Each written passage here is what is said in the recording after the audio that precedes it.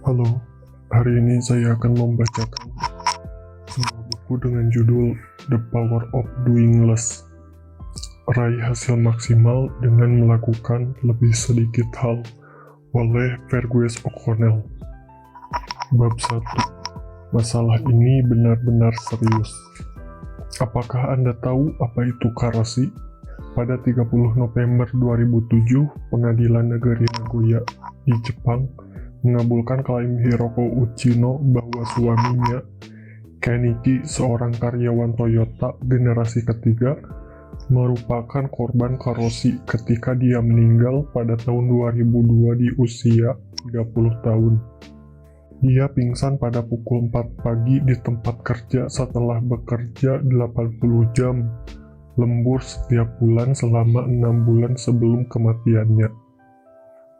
Pada minggu ketika dia berpulang, Uchino memberitahu sang istri, "Saat paling membahagiakan adalah ketika aku bisa tidur." Dia meninggalkan 2 orang anak berusia 1 dan 3 tahun. Sebagai manajer kendali mutu, Uchino selalu melatih pekerja menghadiri rapat dan menulis laporan ketika tidak sedang berada di lini produksi.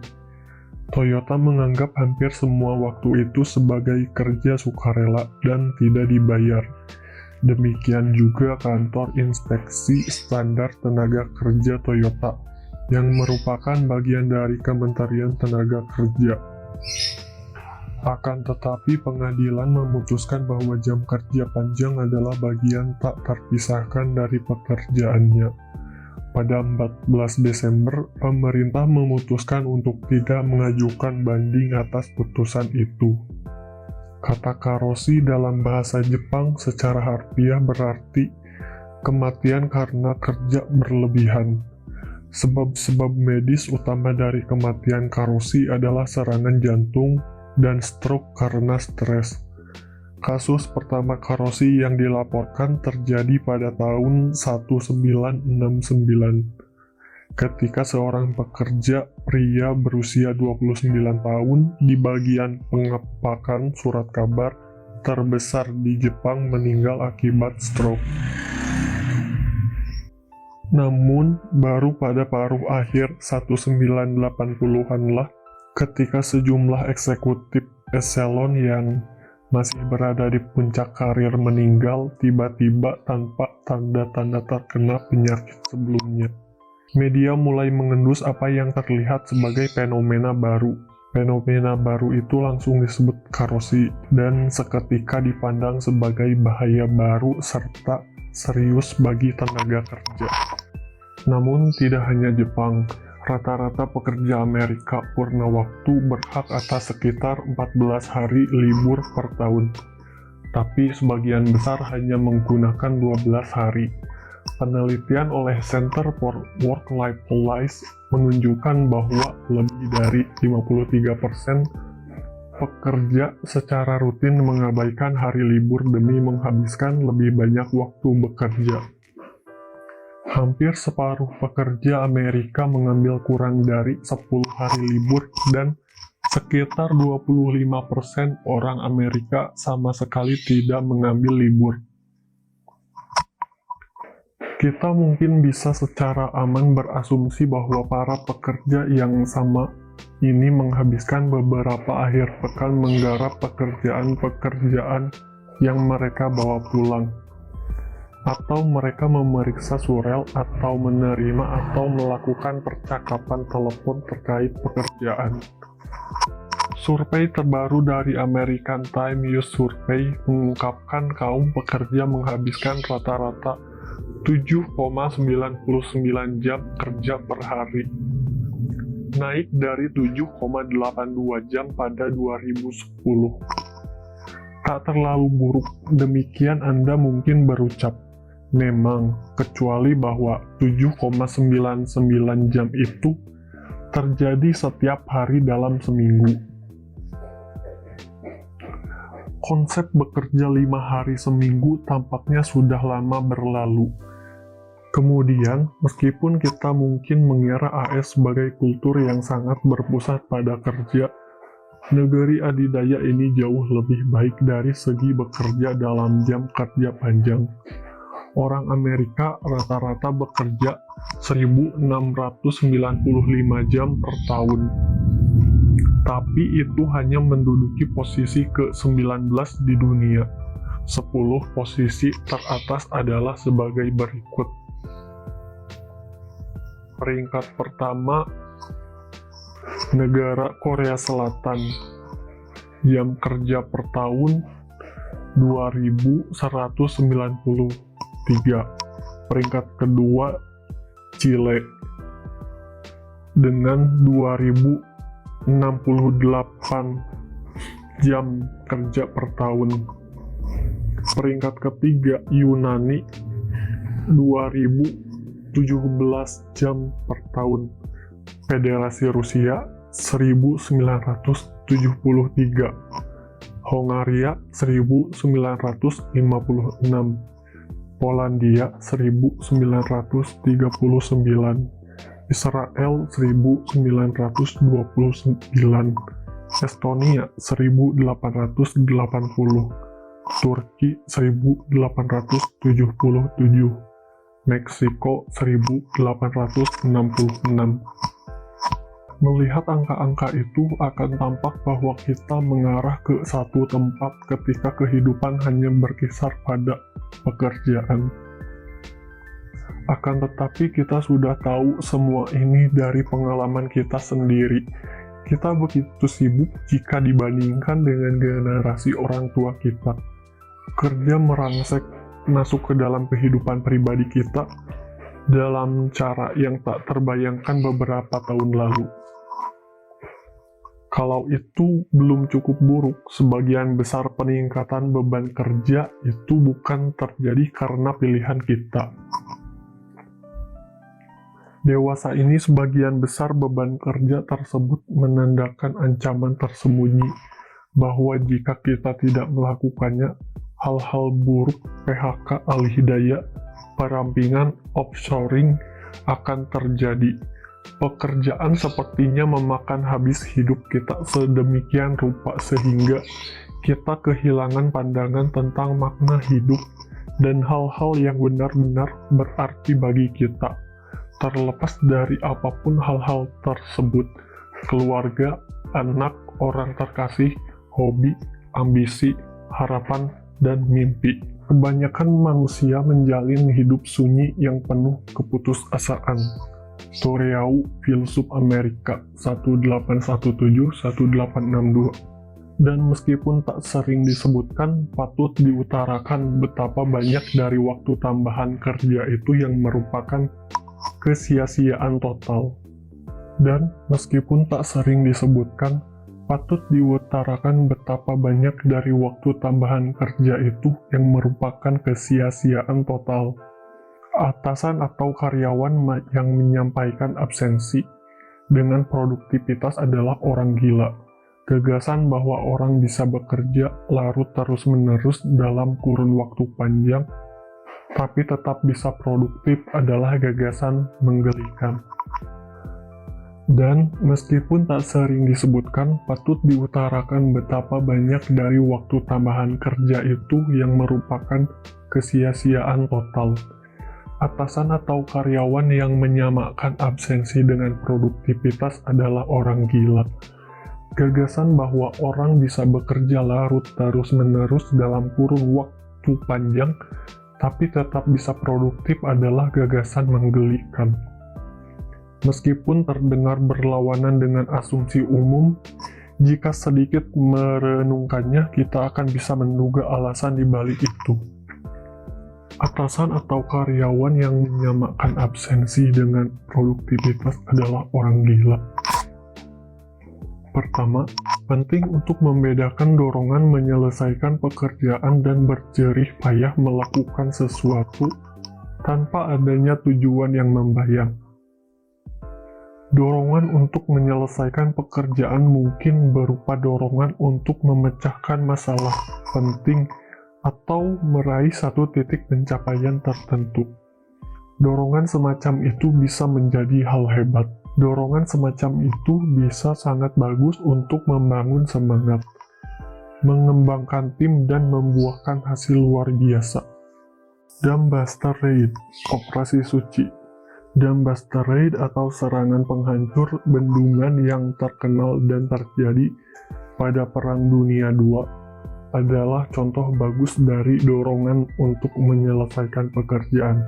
Saat itu awal 1943, bangsa Jerman baru saja dikalahkan di Stalingrad, tapi D-Day masih setahun lagi baru terjadi, dan kemenangan di Eropa baru terjadi 2 tahun kemudian. Barnes Wallis, seorang ilmuwan dan penemu dari Inggris, memunculkan gagasan bahwa jika sejumlah bendungan Jerman bisa ditembus, banjir yang terjadi di lembah Ruhr akibat kejadian itu akan menyebabkan kerusakan luas bagi kemampuan industri Jerman. Masalahnya adalah merancang bom yang cukup besar dan mengirimkannya cukup dekat ke bendungan sehingga ketika meledak akan menghancurkan tembok bendungan. Terilhami oleh apa yang terjadi jika batu dilontarkan melompati danau, Wallis memunculkan ide bom memantul. Eksperimen dan kalkulasinya menunjukkan bahwa jika bisa dijatuhkan dari ketinggian persis 60 kaki, bom itu akan memantul menyeberangi danau sampai ke depan bendungan, menghantam tembok bendungan, kemudian tenggelam dalam jarak dekat sebelum meledak. Masalahnya adalah bagaimana mengembangkan dan menguji bom itu serta melatih para pilot RAF untuk mengantarkan bom persis dalam kondisi yang diinginkan Wallis. Pada akhirnya bom itu selesai dalam waktu hanya 10 minggu.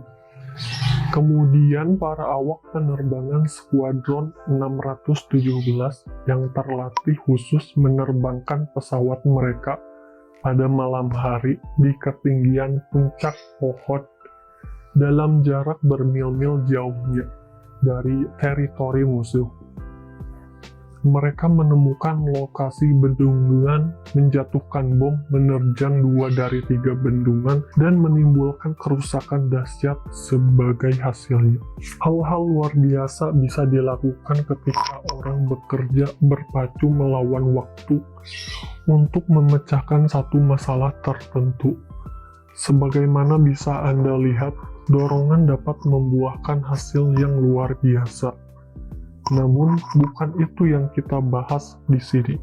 Melainkan kita membahas apa yang dijalani Kenichi Uchino di Toyota. Jam kerja panjang hari demi hari, minggu demi minggu, tanpa berbeda dengan dorongan akhir yang jelas terbayang di mata, pun tanpa tujuan atau sasaran yang jelas. Mengapa hal itu membuahkan produktivitas yang rendah? Mengapa hasil yang dicapai berbanding jauh secara negatif dengan upaya yang dicurahkan? Pikirkanlah dengan cepat, maka Anda akan melihat alasannya. Bayangkan ini. Anda datang ke tempat kerja pagi-pagi sekali, Anda pulang larut malam sebelumnya, sehingga kini Anda kembali ke tempat Anda baru saja berada beberapa jam sebelumnya. Ini bukan hari pertama Anda melakukannya. Anda sudah melakukannya cukup lama, bahkan lama. Anda menjalani hari kerja yang panjang, mungkin hanya menyantap roti lapis di meja tanpa makan layak pada malam hari. Makan malam Anda mungkin makanan cepat saji atau pizza beku yang dipanaskan di microwave. Anda sudah lama tidak berolahraga dan tidak menghabiskan waktu dengan orang-orang terkasih. Lalu Anda tak bisa menggunakan akhir pekan untuk memulihkan diri karena Anda juga bekerja pada akhir pekan, atau setidaknya pada beberapa akhir pekan. Tidak ada tujuan yang membayang, rasanya Anda tidak mencapai sesuatu yang istimewa, sekedar menjalani hidup begitu saja. Kini, bayangkan bagaimana Anda menghabiskan hari Anda. Anda tahu akan bekerja 12-15 jam per hari, sehingga Anda pada hakikatnya merasa punya semua waktu yang tersedia di dunia. Anda melamun di depan secangkir kopi. Lalu, seseorang mampir untuk mengobrol sejenak, dan Anda sangat senang bisa berbincang dengannya. Atau Anda mungkin pergi mencari orang untuk Anda ajak bersosialisasi. Anda menghabiskan waktu dalam rapat-rapat sekadar meracau tanpa mencapai sesuatu yang khusus, karena semua itu tak ada artinya. Anda punya semua waktu yang tersedia di dunia. Menjelang akhir hari, ketimbang memulai jenis pekerjaan yang penting, Anda akan berkata, saya akan mulai besok ketika merasa segar. Dan Anda justru melihat-lihat surel. Pendek kata, ucapkan selamat tinggal pada produktivitas. Sekarang, bandingkan hari itu dengan satu hari ketika Anda bekerja selama 8 jam atau lebih, dan bayangkan bahwa hari Anda harus terbatas pada 8 jam. Bayangkan Anda punya kencan terpanas dalam hidup Anda pada pukul 7 malam itu. Nah, bagaimana Anda akan menghabiskan waktu Anda? Anda akan merencanakan hari Anda. Anda akan membuat daftar berisi hal-hal yang mutlak harus Anda selesaikan supaya bisa keluar ruangan malam itu. Anda akan memberikan sedikit perhatian pada hal-hal remeh atau tidak penting. Anda akan mematok tenggat bagi diri Anda supaya bisa pulang dan mematut diri. Mungkin Anda akan mengalokasikan kondisi darurat dalam rencana Anda. Berencana keluar pukul 4 sore, tapi yang pasti tidak lebih lama dari pukul 5. Itu supaya jika seseorang idiot yang memberi Anda kejutan dan meminta Anda melakukan sesuatu, Anda punya waktu untuk melakukannya dan tetap bisa pulang sesuai jadwal.